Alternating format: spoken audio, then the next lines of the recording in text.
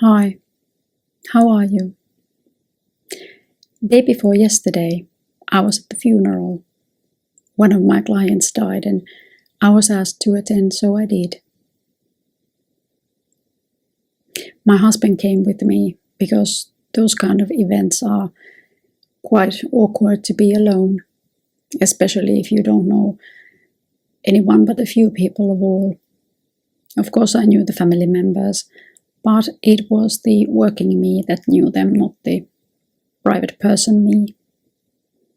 And that's something that makes that kind of events quite challenging, because I cannot be the working me who is overly professional and overly calm.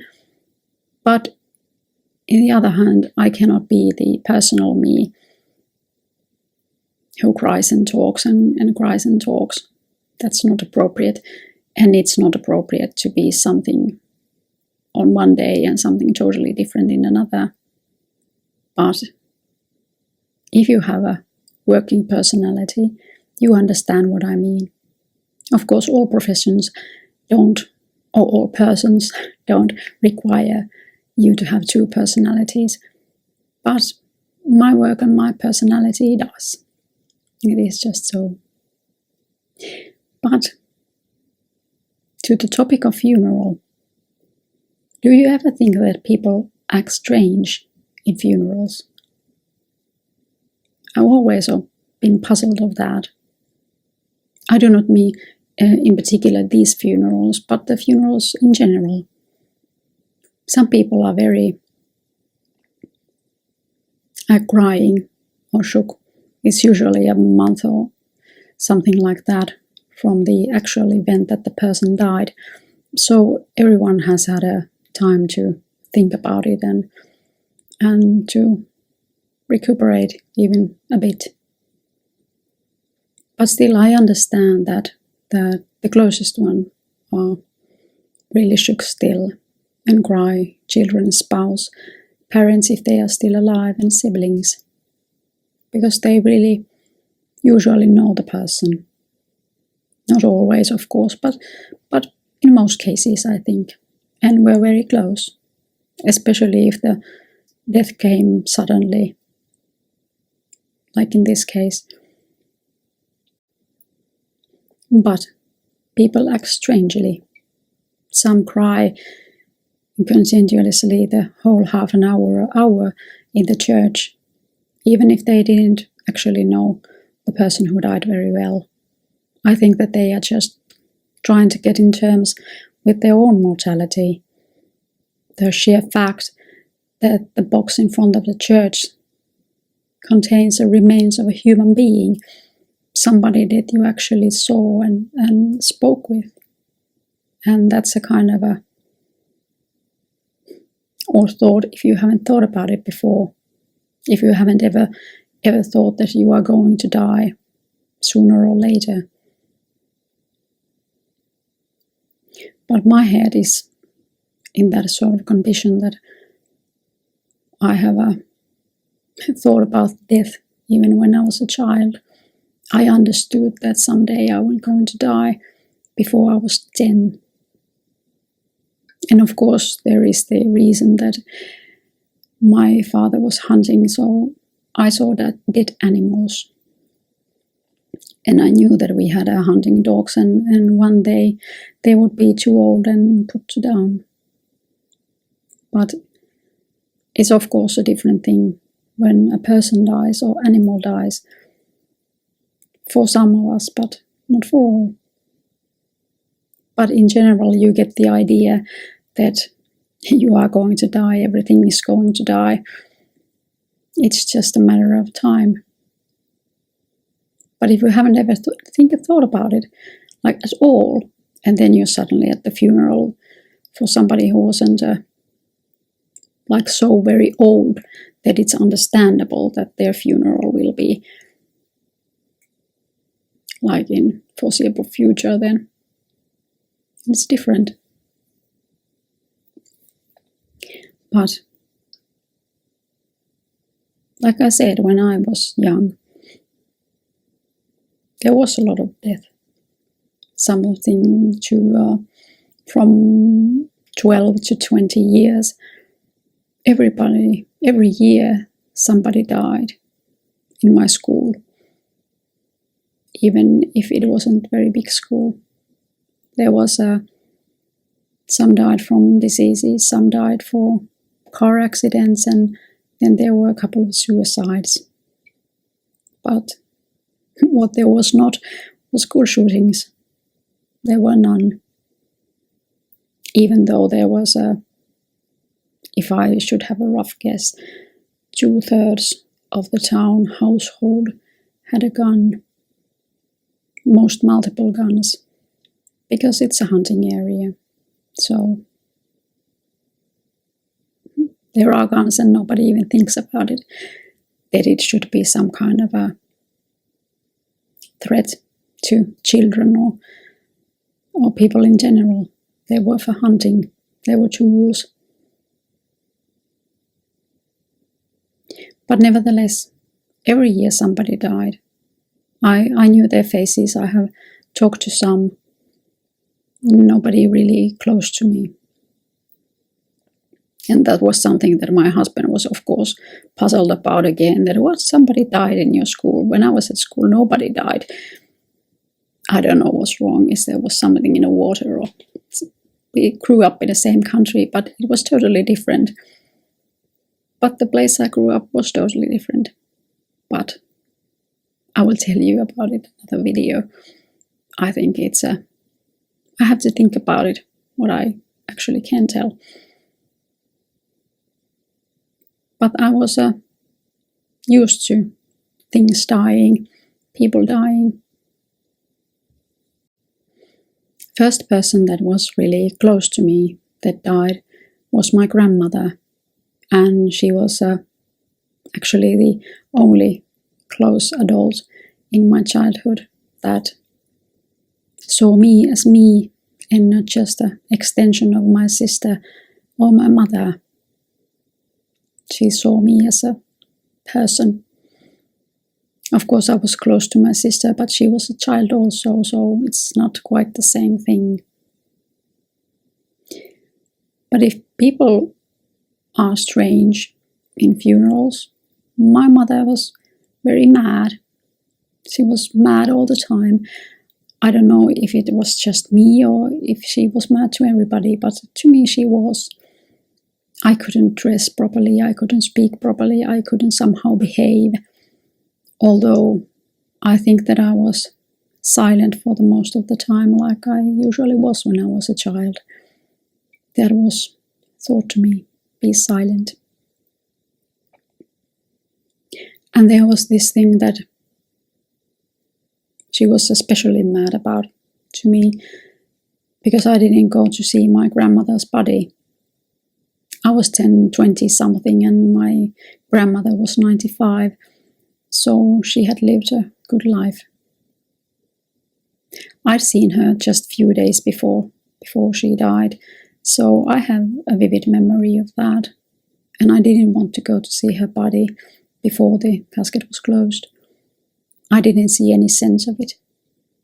It's not that it would have been disgusting or something like that. I just didn't want to. For some reason, I don't think if it's in if many households had, but my mother and father had pictures of dead relatives in an album.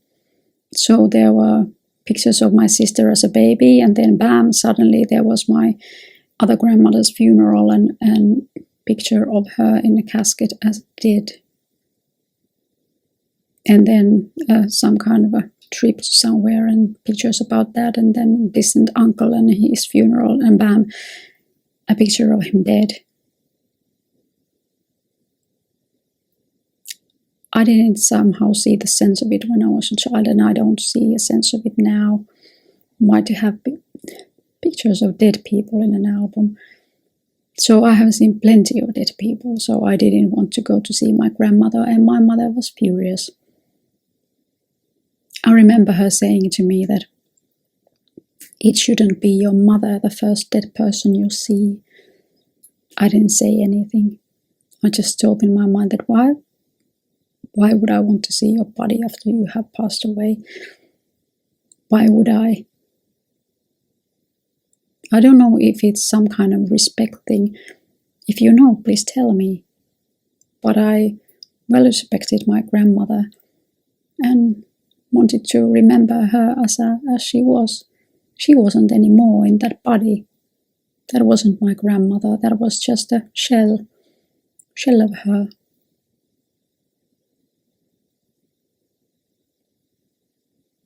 So that was one peculiarity of a funeral.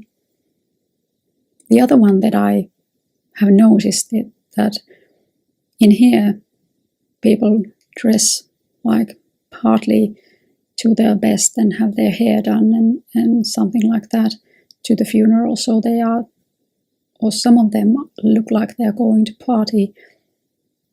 And I find it disturbing or somehow odd. I could understand if there was a funeral, some celebrity, and people would like keep up their image by looking their best. But not when a normal person is buried. There is no reason. I don't think there is no reason. But of course, where I grew up again, there you should dress all black, no shining, nothing shiny, just all black clothes and no makeup, no nail polish, no nothing, just hair tied to your neck. And that's all. But it's a different kind of area. And then there is, of course, my husband was again so puzzled when I told him when we were driving somewhere, there was a hearse before us, and I said, you're not going to go past that, you cannot pass that, you never pass a hearse with a flag, because if there is a flag, there is somebody like in the casket. And he was like, what are you talking about? That's crazy. Do you think that we are going to like drive here hundreds of kilometers behind this casket? But that was something that where I grew up wasn't done ever. You don't never pass a casket if it's on its way. You just drive behind it wherever it goes, and if there is a crossing, then you can turn the other way, but you don't pass it. But that's simply because of respect. You respect them. And sometimes there was a like hearse going on at first, and then like 50 cars on their way to the graveyard. And they would go very slowly, very, very slowly.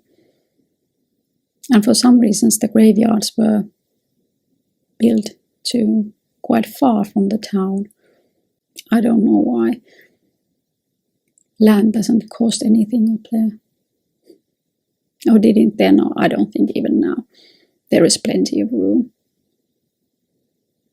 But that's just few peculiar habits. But for some reason, I have a feeling it was most obvious in my grandmother's funeral, because I was close to her and had been talking about her and with her a lot. So, but I didn't feel that she was gone. Now my mother would say that it's because I didn't go to see her body, but I don't think so. And does it matter? Is it important? But I have a feeling, and I had then a feeling, that she has not gone anywhere. She still is. Of course, it's the church's main marketing strategy to tell us that if we believe and if we belong, then we have a place in afterlife. But I don't think that my notion of my grandmother being around and being not gone forever is about that. Because of the teachings of the religious nature in them didn't affect me that way. I didn't believe in everything they said. I was very skeptic. I didn't say anything, but I thought that, okay, you can say that, but you cannot make me believe that. Because there was so much nonsense about God and Jesus and about how I should behave. So that's not it. And that's not it that I didn't see her as a body, that I would have believed that she was gone. But it's just setting in my head. I cannot have it in my head that she isn't anywhere. I know that she is somewhere. And all the funerals that I have been, I've had the same feeling. You can call it denial if you want to. I know that quite many would. But I don't. That's setting in my head just as the sun comes up. That's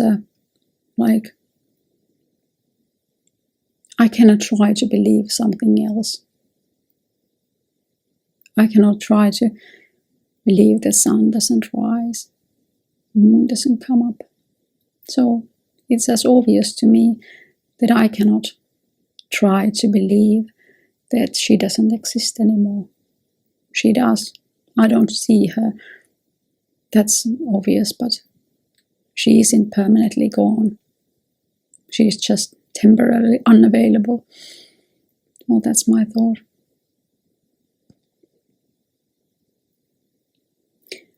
But funerals are odd. And people behave strange. They try to cope with their own mortality. I think that's the main thing. That's why they are either crying or mad or just silent. This has been for my few days. So this was the thing that was on my mind today when I sat down. Whenever you go to funeral, you cannot really not think about it. You have to think about it. So I thought about it, and these tens of things that come to my head when I think about something like that or experience something like that. Tell me what you believe happens to you after you pass away in the comment section if you want to. It should be interesting to know, do you belong to the part that thinks that we live on somewhere? Or do you think that there isn't anything else that the eye can see? It's really hard for me to believe that there wouldn't be anything else.